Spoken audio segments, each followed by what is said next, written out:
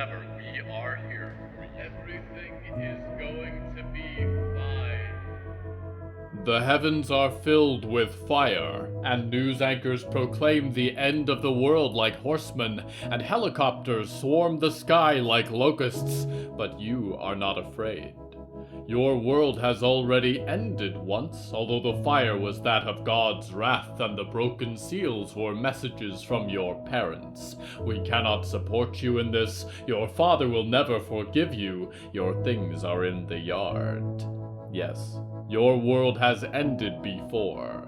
You hold your partner's hand briefly. You ask if they are ready, but you know deep down that no one is ever ready to leave their world behind. You walk together into the fire and hope that there is life in the ashes after the end. You do not know it yet, but the horizon waits for you and sings hello from the Hallowoods.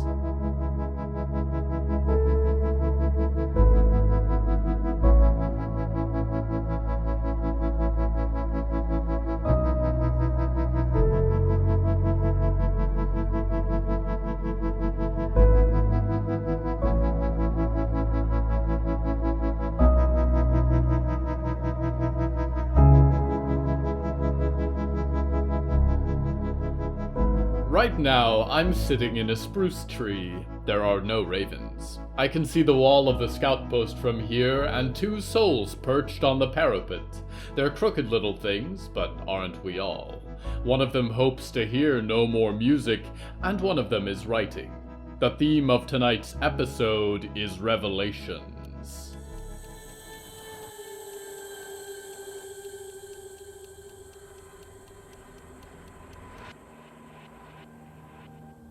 Three things. I know 3 things. My name is Diggory Graves. It was made for me like my jacket.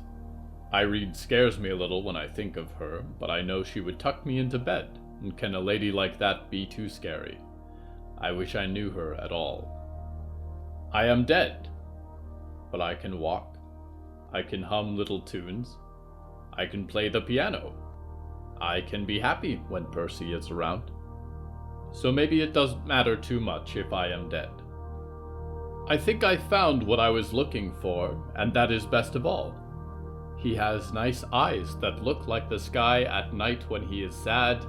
When he is happy, it is morning instead. I know that he is a ghost, but with him I feel most alive. Do I love him? I think so. Do I know what love means? I do not know. Maybe someday I'll feel it and realize that until then, I'd never felt it at all. Or maybe I'll never know what it means because I never really feel. Or maybe someday I'll find I always had it with me, like a piece of bone in my pocket. What are you writing? Percy asked.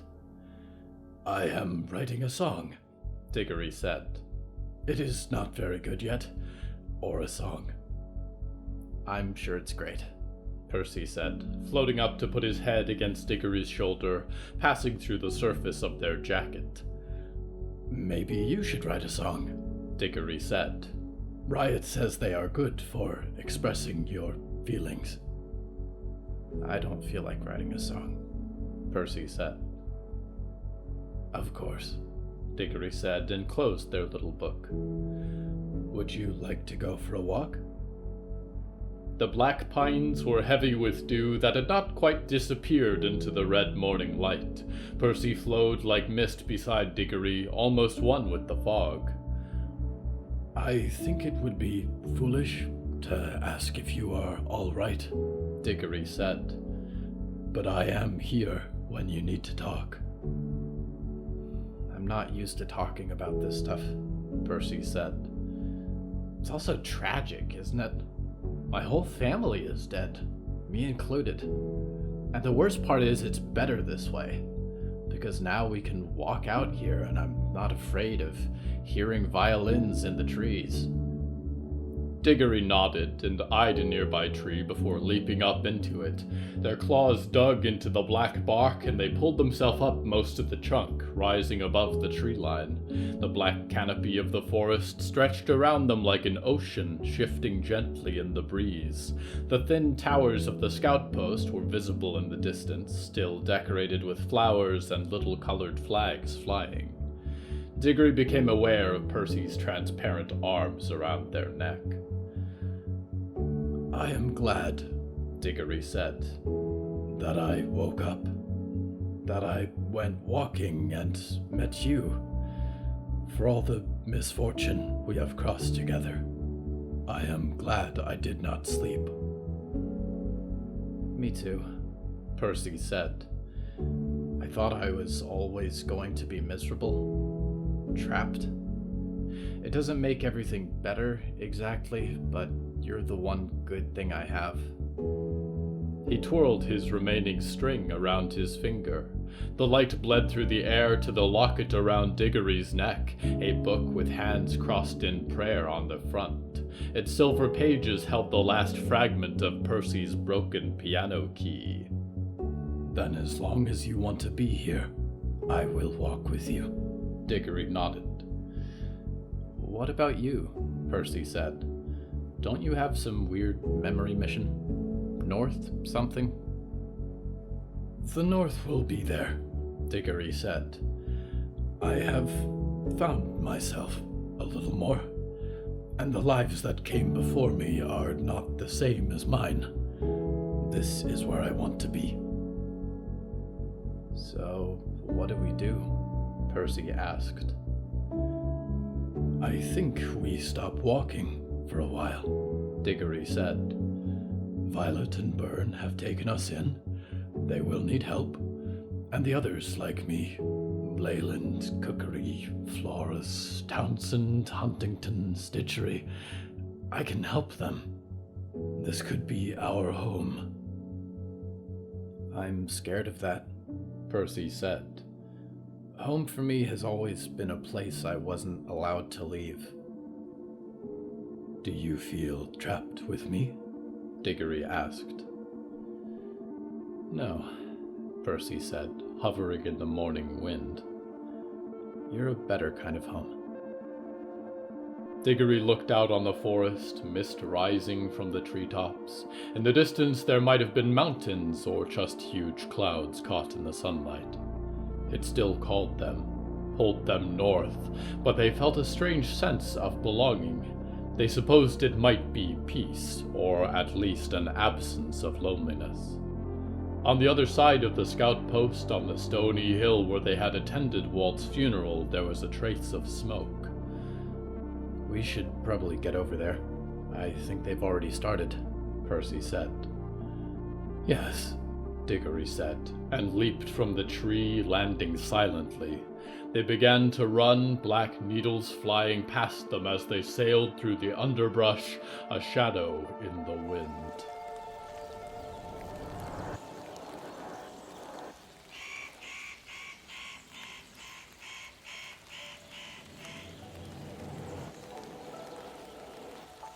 If you hear music in the forest, dreamers, echoes of violins or dark horns in the trees at night, it is not the instrumentalist. He is dead, and the morning is bright over the Hallowoods. This great forest is haunted by many things, but no longer will the whispering orchestra be one of them. Already the world begins to move in his absence. The junk collectors and scavengers pick the bones of his home clean, whatever's left intact after the fires burned out, at least. The wall of trees has collapsed to encompass his grounds, and his grass lawn and sunflower beds have already returned to the wilderness. His former servants have found new purpose at the scout post. The froglins hear no more frightening sounds when they venture inland and grow bolder. Sounds of celebration reach even the ears of Fort Freedom. In other news, the Church of the Hallowed Name is now taking applications for a new instrumentalist. We go now to one celebrating the demise of Solomon Reed.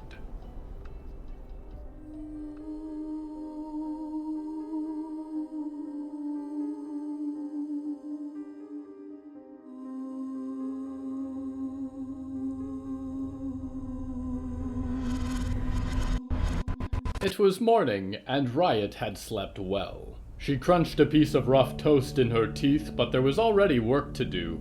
She set the pieces of a violin in their own pile.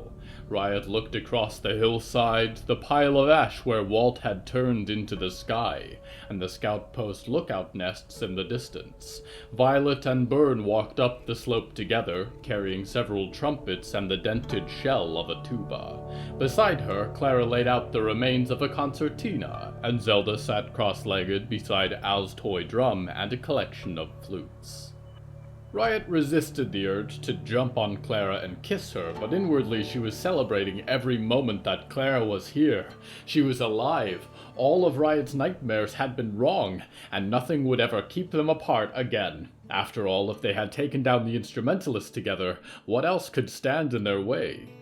Clara had been a little distant since their reunion. That's normal, Riot thought. We've both been through a lot, and we haven't seen each other in ages. Even so, she seemed to avoid Riot's eyes. "So what did you do at this library?" Riot said.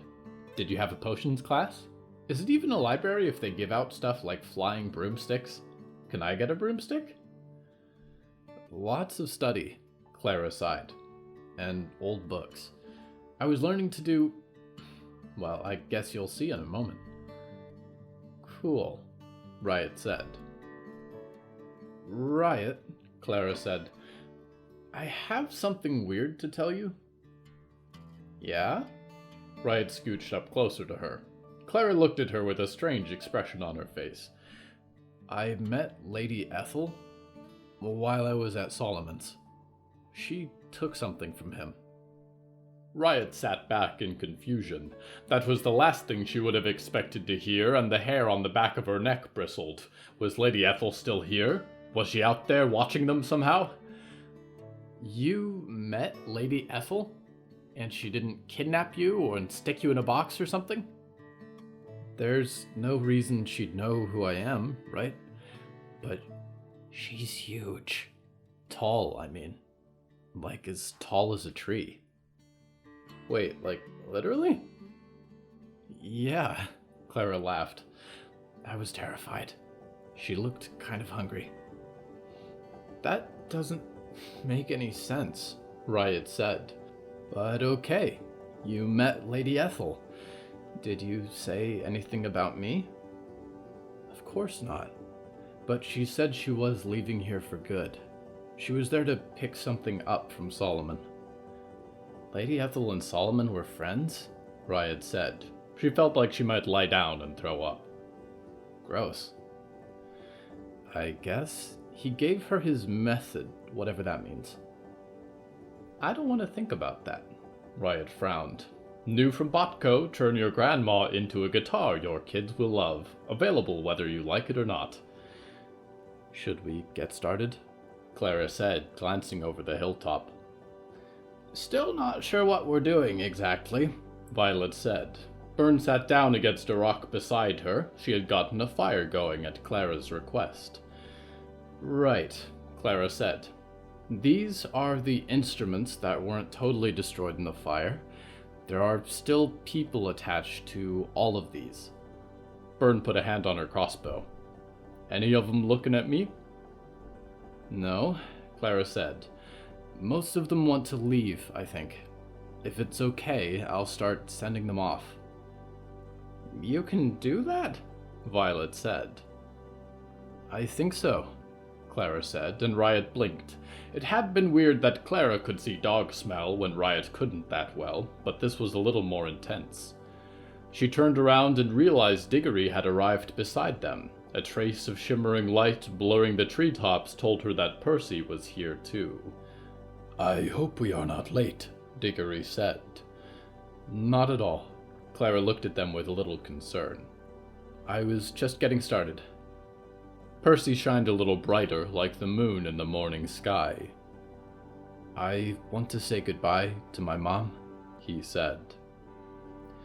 "Right, Clara glanced around, and Zelda held up a small fife with bone inset. "This is the lady," she said. Clara took it gently from her hands, and Riot watched as a shining woman appeared in the air beside Percy, glowing softly. She pulled Percy into her arms, and their forms blended together as she held him close, and Riot tried not to stare at the back of her head. After a long moment, she drifted away from Percy, and Riot noticed that there were loose threads trailing from her dress into the fife in Clara's hands. Clara looked up to the ghost and placed her palm against the woman's shoulder. Riot wondered if there might be a flash of light or scattered particles, a last dance in her swirling dress, but in the next moment, she was simply gone. Riot could not see Percy either, but Diggory sat down heavily on the earth. The rest of the collection took over an hour for Clara to go through, and for the most part Riot sat breaking twigs in her fingers or pacing around. From each instrument's husk, Clara coaxed the last trace of a person's light, and one by one set them free. Some were triumphant, and some utterly still as they vanished from Riot's sight and presumably were cut loose from the mortal coil. Each instrument, an empty shell, was placed in the fire, burning like Solomon's own home, never again to house their prisoners. Eventually there was one left, and Clara approached the little toy drum by Zelda. "Al," Zelda said, "tell the nice young woman what you were telling me." Al appeared in the circle and stared at the group with his usual wide eyes. He held his little bony hands politely. "Hi, everybody," he said. "I'm Al. If it's okay, I think I want to stay. You seem really nice. He stuttered for a moment. I don't want to be dead." It's just a year for strange neighbors, isn't it? Byrne sighed. "You're sure you're happy like this?" Violet asked carefully. "Don't worry," Zelda said, patting the drum. "He's a good kid. I'll keep him out of trouble." "And we can play games," Al said. "Well, all right then. Welcome to the Scout Post family, Al," Violet said. "Yay!" Al said, and Riot lost sight of him as he went sprinting around the circle. "Hey, Clara," Riot whispered and tugged on the edge of Clara's cloak. "Yeah? The pile of stones over there, with the ash and burnt wood and stuff, there's no grumpy old guy standing next to it, is there?" Clara looked to the pyre quietly. "No? Should there be?" "No," Riot said. "I just wanted to make sure." Riot stood up and cracked her back and her knuckles, and put her arm over Clara's shoulders. "Well, I guess we should head home," she said. "I cleaned up the RV, and you'll like the scout post. There's even a little library." Clara pulled away from her and glanced at the rest of the group before looking at Riot. "Riot, I don't really know how to say this. I know you've missed me a lot. I've missed you too. But I can't stay here," she said. "I'm going back to the library."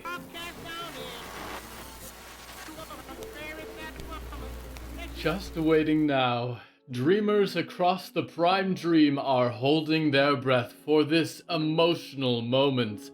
Valerie Maidstone waits in her hospital bed, and her daughter, separated from her for so long, is finally strong enough to visit. She should come through those doors any moment now.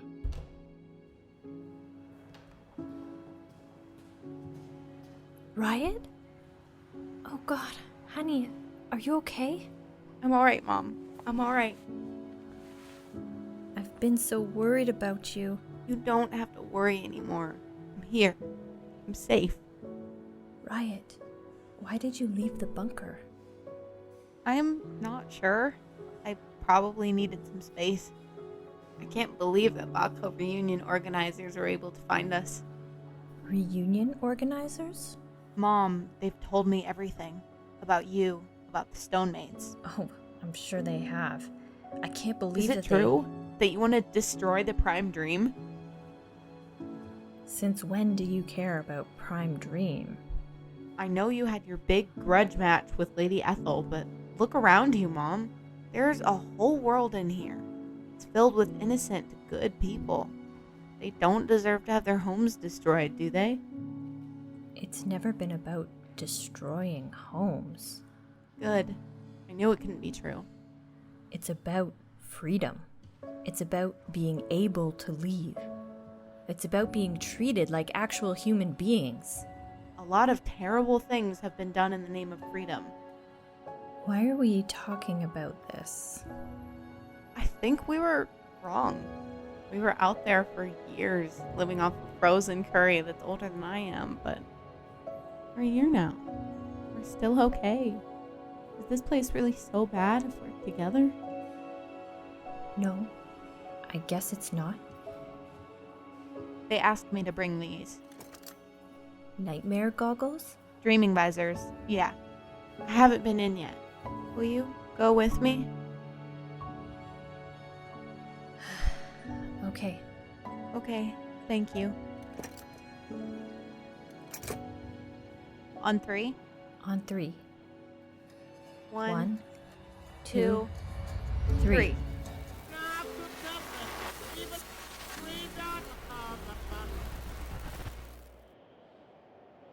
How touching.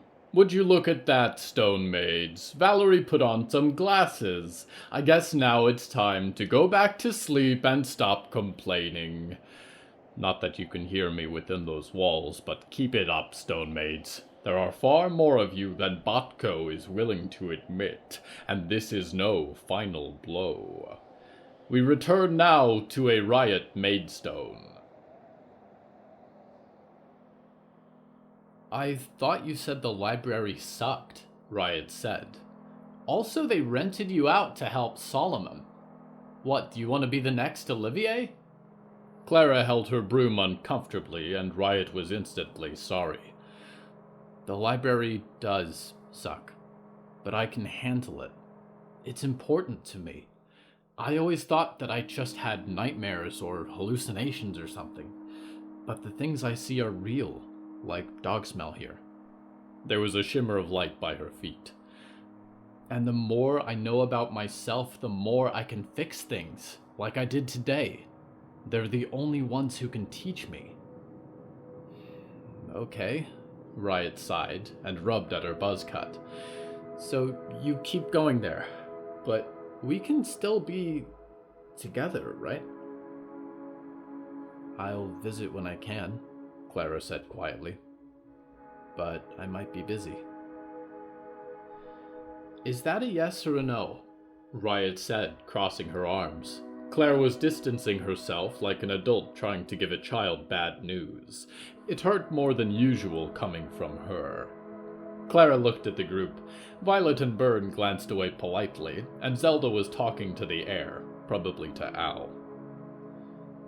Come with me, Clara said, putting a leg over her broom. Its black-stained bristles seemed to electrify, and the broom lifted her a few inches off the ground, taking on a force that pulled the wind around it. Clara held out her hand.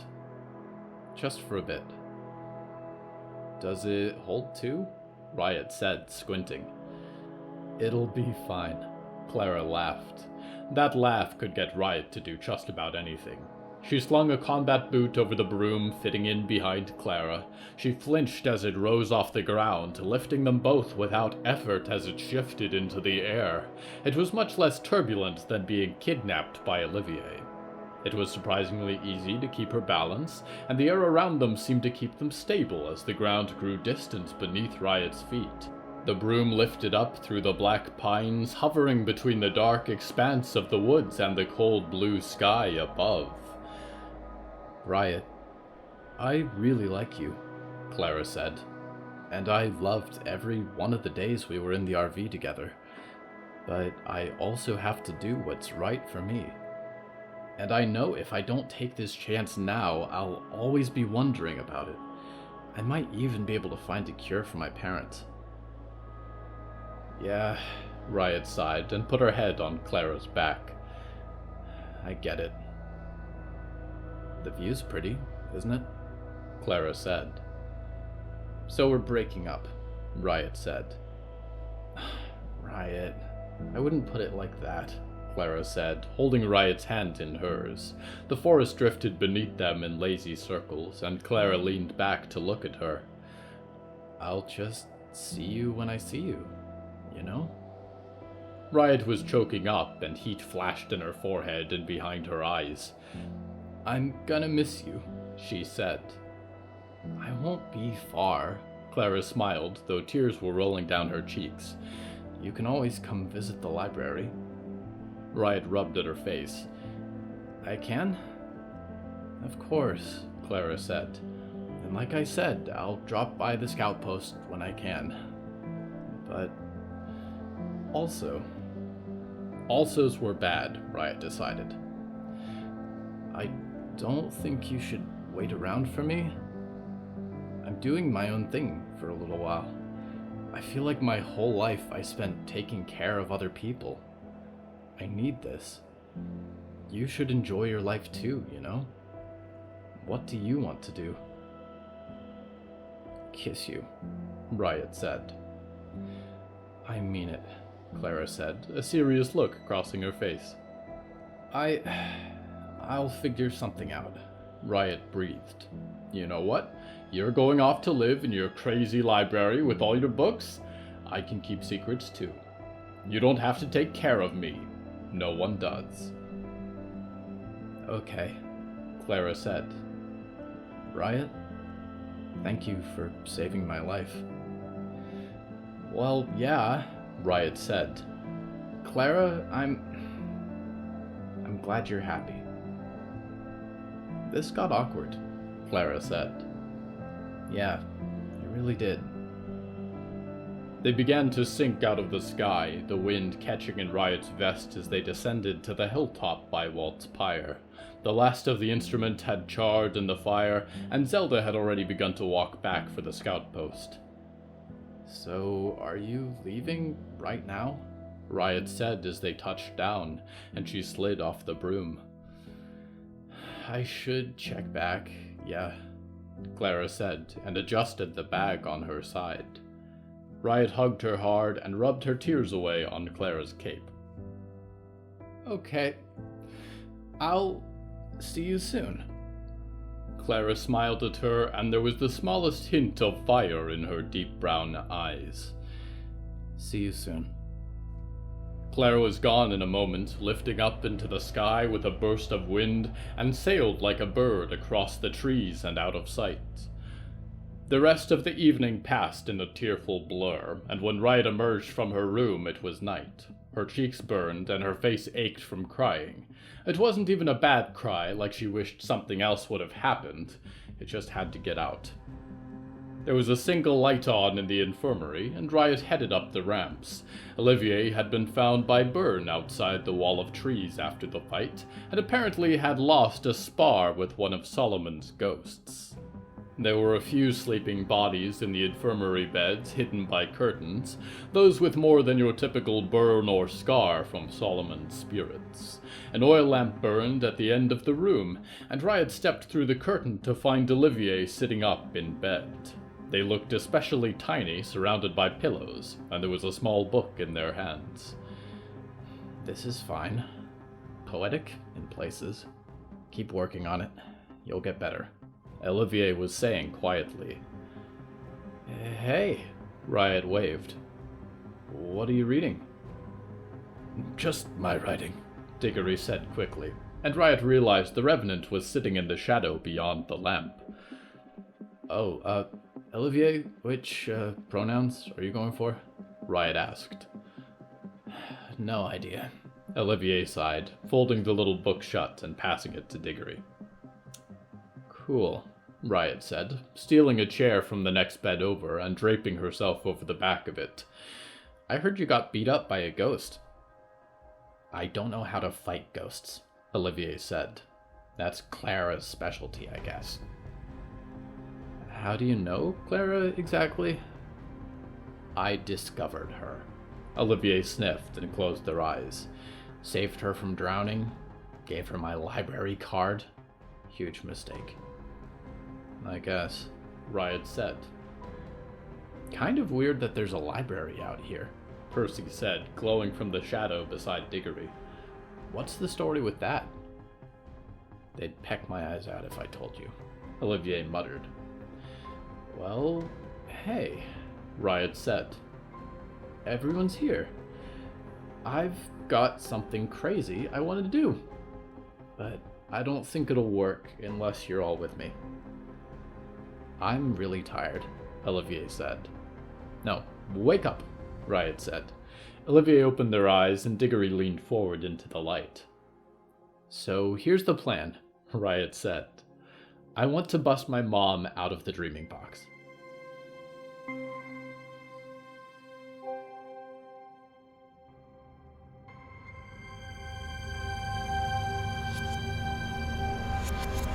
How often you write, dreamers, about the end of days, a final judgment, all the world taken into account and divided properly and destroyed.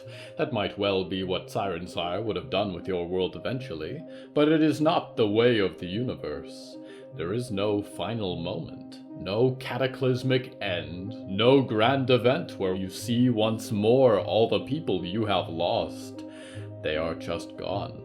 And the universe is ever emptier until you too blink out like distant stars and leave darkness in your wake. If you are lucky, you may leave some small impression, a stream of light traveling for a few billion years, or blood that turns a lifeless winter into the spring. You should have seen the look on the old world burner's face. He steamed about it for centuries. Where were you for all of that anyway? Ziz! Oh, pardon me, dreamers. I did not expect a guest. This is Zizig's Emptiness Between Worlds. Hiya! Have you come to spill more deadly secrets? Found some nice dark truths to reveal? What? Oh, no. I'm done with secrets. I'm working full-time on that study now. You gave me so much material. Was that higher cosmic beings that never move on? Something like that? It's going very well. I'm so glad. Still doing your Merrilmar project? It's not a Merrilmar project. It's a humankind project. One of the findings from my study is I don't think we process things very well. If you don't mind, this is an important moment I'm trying to... No one teaches us, right? Not really. Our parents are more spiritual than anything. We're just left to figure it out. We live basically forever, but we're really bad at taking the time to deal with things. I'm sure this study will be fascinating. It's normal to be quiet for a while. To grieve, when you lose someone. You can't drown it out with noise or ignore it or distract yourself from it all the time. Sometimes you have to sit with it. Let it out.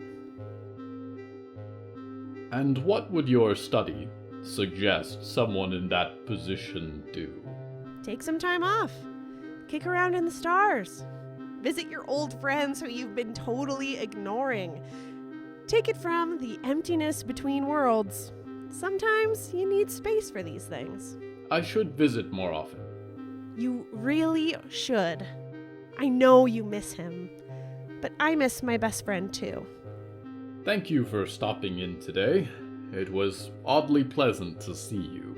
Drop by sometime in the next few eons. I've got a plasma tea brewing. It'll still be hot. That would be lovely. Well, dreamers, we go now to one who is also leaving these woods.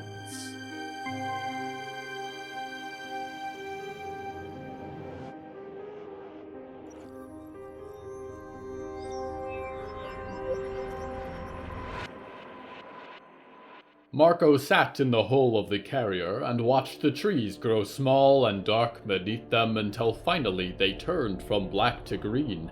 The lakes no longer looked like portals into strange and terrible worlds. Brooklyn sat beside him, and her manicured hand rested gently in his as she dreamed. There were no dreams on the inside of his helmet, no flashing lights.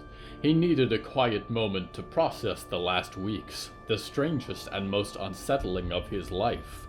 The old man was no longer a concern. They had visited just in time, it seemed, and his house was consumed by the forest in the early morning. Marco could not unsee the terrifying images and the creatures that had dragged themselves from the trees. The lady held his secrets now, but for what purpose? He had not yet managed to pry those secrets from Brooklyn. They were leaving now, pulling up above the cloud cover, and it gave him comfort to know that with every few seconds another mile was between him and that unspeakable place. He blinked and opened the drone camera near the scout post. It had not been detected where it sat beneath a black branch, overlooking the towers. Riot was there in the courtyard, and he nodded to himself. Not a happy couple after all, interestingly. The other had needed to tail more discreetly, letting the girl on the broom reach the horizon before following, and she had not emerged from the building since she entered. Downing Hill Public Library. How curious. There was no town called Downing Hill on the area's maps. Indeed, there was no town at all surrounding the pale stone library and its lions.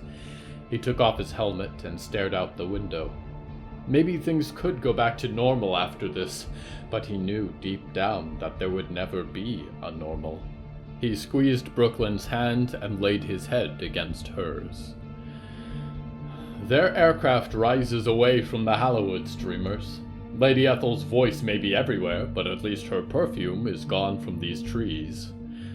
The forest is beautiful, dreamers. But maybe Zizig's emptiness between worlds is right. Maybe I should take some time away.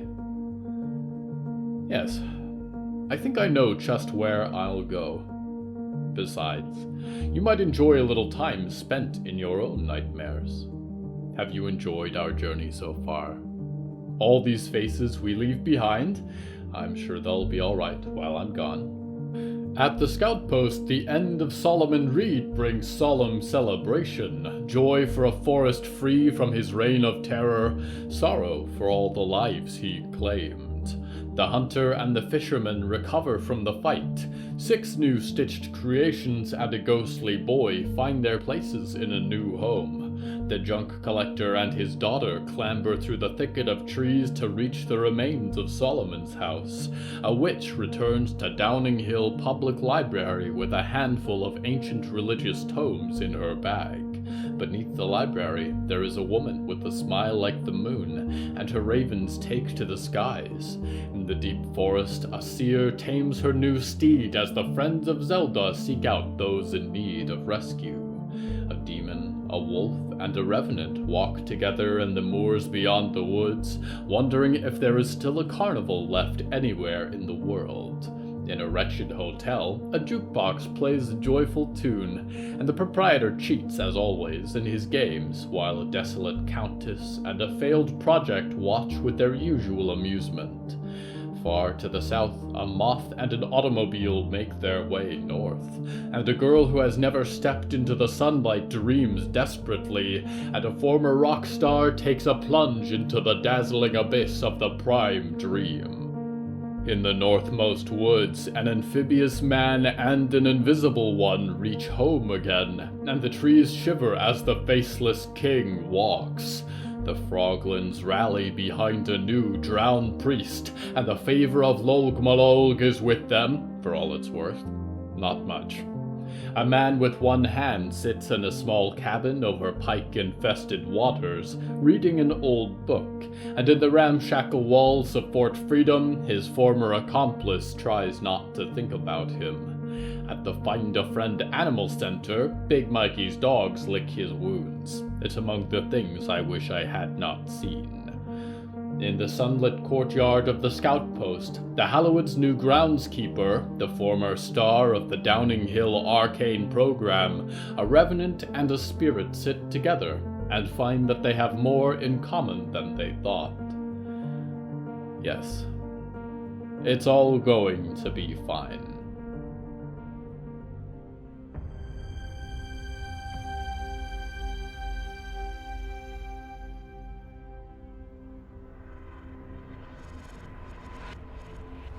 Revelations. The truth comes out, sets ablaze the darkness. All secrets are revealed, and the end is nigh. The end has been here for a while now, dreamers, and is not intent on going anywhere soon.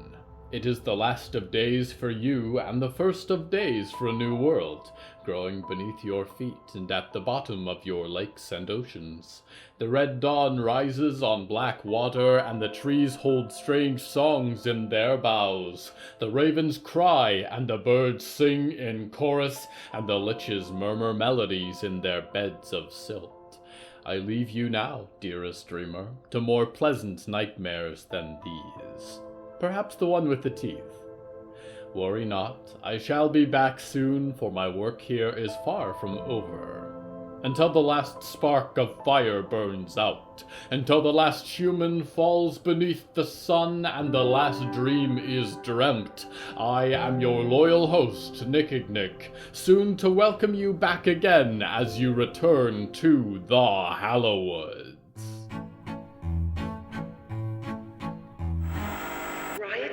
Riot Maidstone? If you're hearing this, Valerie's in Box Andromeda. Please hurry. I don't think she's okay. Please get her out. The voice of Valerie Maidstone is Andrea Hilborn, a naturopath and historical fiction writer based in Kingston, Ontario. You can find her on Instagram at Dr. Andrea Hilborn or her website at drandreahilbornnd.com. The voice of Riot Maidstone is Libby Wellman, a student and aspiring actor for film and theater. You can find her on Instagram at It's Raining Sunlight or TikTok at 80% off. The voice of Sizzix's Emptiness Between Worlds is Charlene Beyer. Charlene has a long history of work in video games, films, television, and theater productions. She also hosts the podcasts Drinking and Screaming, a queer and feminist horror review show, and Tabletop Titties, a real play Dungeons & Dragons podcast. Find her at Charlene Beyer on social media or look below for links. The voice of Danielle O'Hara is Kaden Jensen, a voice actor, producer, director, and writer in Austin, Texas. You can find her as May Marigold in the web series Ruby, as well as numerous TV and game appearances. You can learn more about her acting work at Kaden Jensen on Twitter, or her website kadenjensenvo.com, or the link below. Hello from the Hallowoods is written and produced by William A. Wellman. Hello, that's me. If you enjoyed this show, please don't forget to follow it and share it with a friend. The bonus story that goes with this episode is called Judgment Day, and is available on the show's Patreon at patreon.com/Hallowoods. Because we operate without ads or sponsors, our supporters are all that keeps this show going. Plus, supporters get weekly bonus stories, behind-the-scenes content, exclusive merch, and even more. Merchandise and episode transcripts are available at hellofromthehallowoods.com. You can even find us on social media at The Hallowoods. Music is used under license from artlist.com. Our opening theme is Forest Overture by Yehezkel Raz, and the closing theme is Farewell by Belsitzman and Matan, Ephrat. Until next time, dreamers, thank you for tuning in to this season of Hello from the Hallowoods. We'll be back before you know it. We'll be watching you before you know it. We'll be right behind you before you know it.